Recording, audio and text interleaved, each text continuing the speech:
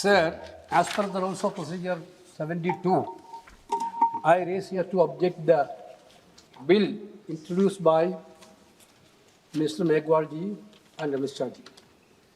Sir, this actually is a fundamental, this bill is completely a fundamental attack on Indian federal structure, sir. So what exactly the intention of the introduction of the bill? This is what the entire country is now watching. Last 2023, Lok Sabha and Rajya Sabha, the Parliament passed a bill ensuring 33% women reservation in the Parliament and Vidhan Sabha. Sir, that point of time itself, Leader of Opposition Rahul Gandhi from here, Leader of Opposition of other house, Mr. Mallikarjuna Kharge ji, and former CPP chairperson Sonia Gandhi ji, and all other opposition leaders completely asked the government, yes, this women reservation has to be enforced in 2024. Venugopal जी, वेणुगोपाल जी, एक minute सुनिए।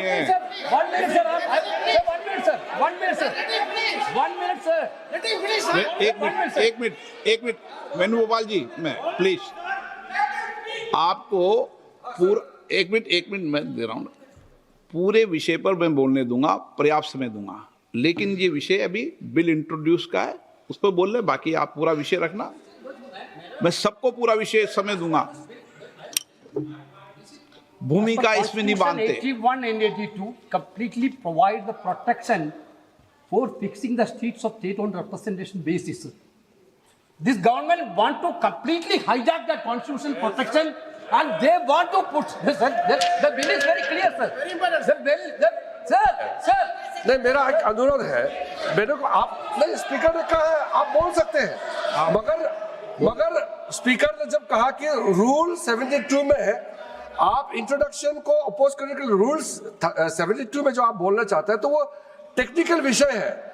आप जो है पूरा issue पे debate पे शुरू हो गया।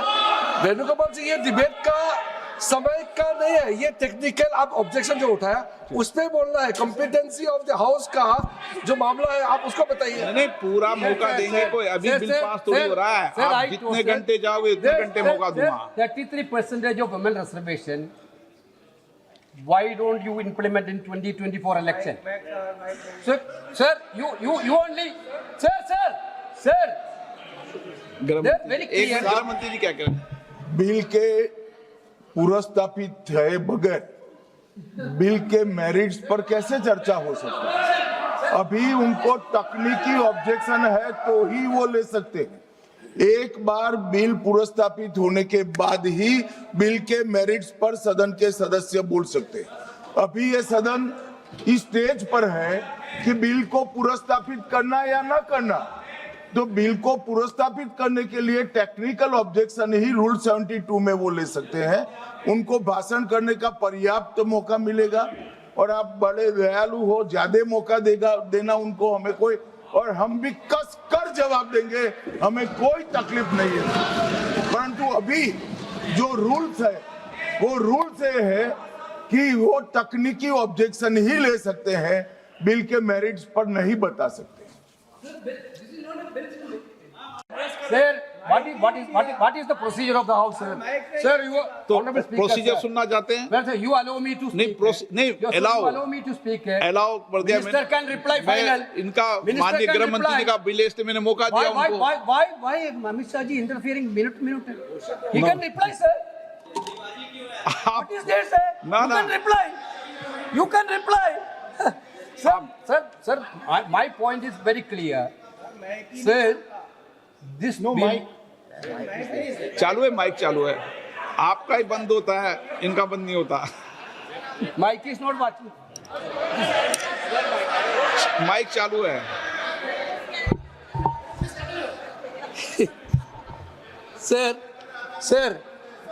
Sir, therefore, we insisted that women reservation should be implemented in 2024. You brought a bill that women reservation will be implemented after the census and census after delimitation. Venugopal ji, This is by the government only, not from opposition. Now you are telling delimitation census is not possible before 2029. Therefore, you have a better example in Assam. You have a better example in Jammu Kashmir. How you completely done the delimitation exercise. Every entire country know that. You Venugopal want ji. to centralize that Venugopal delimitation ji, now आपको nationally. Sir, my कितना point समय is that, sir, आप this is senior against member the, हैं। this is against, sir, you are.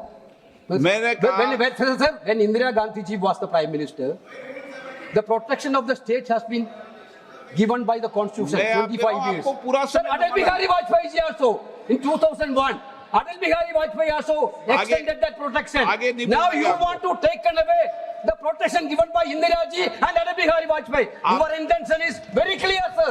Your intention is to hijack Indian democracy. बोलिए। You are no, sir. You are no. You are not. You now know about the Indian people mindset. No, you are scared of 2029 election. You want an escape route to cover up that 2029. That's why you bring the anti-constitutional bill. Therefore, I think the minister has to withdraw this bill, sir. This is the minister has to withdraw the bill. मैं पहले ही सदन को बता दूं कि इस bill पर व्यापक चर्चा होगी, इसलिए आप अपने विषय को जब व्यापक चर्चा हो जब बोलें और पर्याप्त। आपने 72 में जिन्होंने नोटिस दिया है, आपने रूल 72 में ये टेक्निकल विषय उठाने का मौका दिया जा रहा है।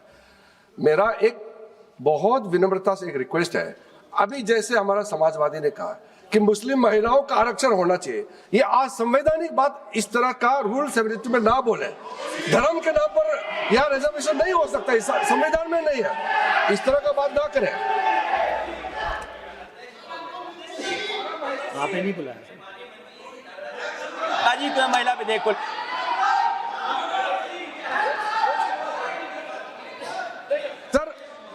सर पूरा देश का महिलाओं के लिए बात करना चाहिए। आप मुस्लिम महिलाओं का क्यों बात करते हैं? ये राजनीतिक है, ऐसा मत कीजिए। आप पूरा देश का महिलाओं के लिए बात कीजिए।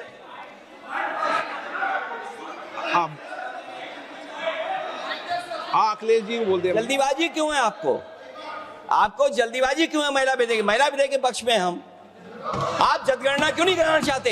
ये अध्यक्ष महोदय, आप सेंसस ये इसलिए नहीं करना चाहते हैं कि जैसे ही जनगणना होगी हम सब लोग जाति गणना मांगेंगे, जाति गणना होगी तो हम आरक्षण मांगेंगे, इसीलिए आप लोग धोखा दे करके आना चाहते हैं। जी आपको भी पर्याप्त मौका देंगे, सबको पर्याप्त मौका देंगे।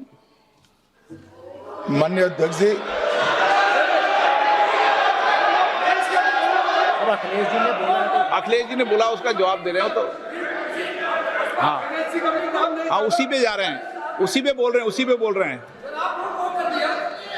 हाँ माननीय अध्यक्ष जी, सदन की कार्यवाही को पूरा देश देख रहा है। कुछ स्टेटमेंट ऐसे किए गए जो जनता में चिंता पैदा कर सकते हैं। अखिलेश जी ने कहा जनगणना क्यों नहीं हो रही। मैं पूरे सदन के माध्यम से देश की जनता को बताना चाहता हूं, जनगणना का काम शुरू हो चुका है, जारी। 2, उन्होंने कहा कि हम जाति जनगणना का मांग करेंगे। मान्यवर, मैं आपके माध्यम से सदन को बताना चाहता हूं कि सरकार ने जाति की जनगणना करने का निर्णय ले चुकी है और आप बैठिए बता दो। अरे बैठिए भाई, बैठिए। और जाति के साथ ही ये जनगणना हो रही है। माननीय सदस्य धर्मेंद्र यादव जी कह रहे हैं कि कॉलम नहीं है। उनको मालूम पड़ना चाहिए कि अभी घरों की गिनती हो रही है और घरों की कोई जाति नहीं होती है। समाजवादी पार्टी का चले तो घरों की भी जाति तय कर ले। मान्यवर, जब व्यक्तियों की जनगणना होगी, नागरिकों की जनगणना होगी, तब उसमें जाति का कॉलम रखा है। ये मेरा विभाग है। मैं सदन को आश्वस्त करना चाहता हूं कि ये जनगणना जाति जनगणना के साथ ही होने वाली है। तीसरी बात, इन्होंने ये जो आपने समझाया कि नियम 72 की जो खिड़की है वो हमें लेजिस्लेटिव कॉम्पिटेंसी पर और कॉन्स्टिट्यूशनल कॉम्पिटेंसी पर बोलने की ही इजाजत देती है। वो खिड़की का उपयोग कर कर धर्मेंद्र यादव जी ने एकदम गैर संवैधानिक बात करी, मुस्लिम महिलाओं को आरक्षण की। मान्यवर, हमारा संविधान किसी भी प्रकार के धर्म के आधार पर आरक्षण की कतई मंजूरी नहीं देगा। और मैं फिर से संकल्प सरकार का बताता हूं कि धर्म के आधार पर मुस्लिमों को किसी भी प्रकार का आरक्षण गैर संवैधानिक है, इसका सवाल ही पैदा नहीं होता है।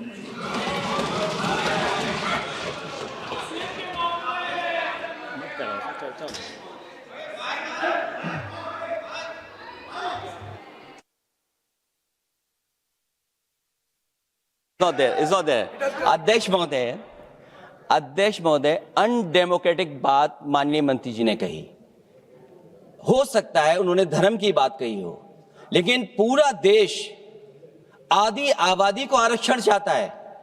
अध्यक्ष महोदय, मैं माननीय मंत्री से जानना चाहता हूं क्या मुस्लिम महिला आदि आबादी में नहीं आती हैं? नहीं होनी ना देंगे।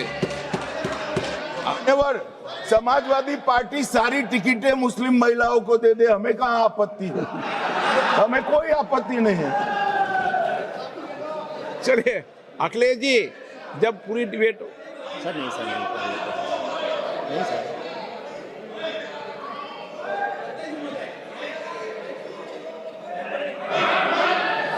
अच्छा, अध्यक्ष महोदय, बहुत विनम्र उससे होकर के किसी को हर्ट न करे वो बात भी मैं कहना चाहता हूं।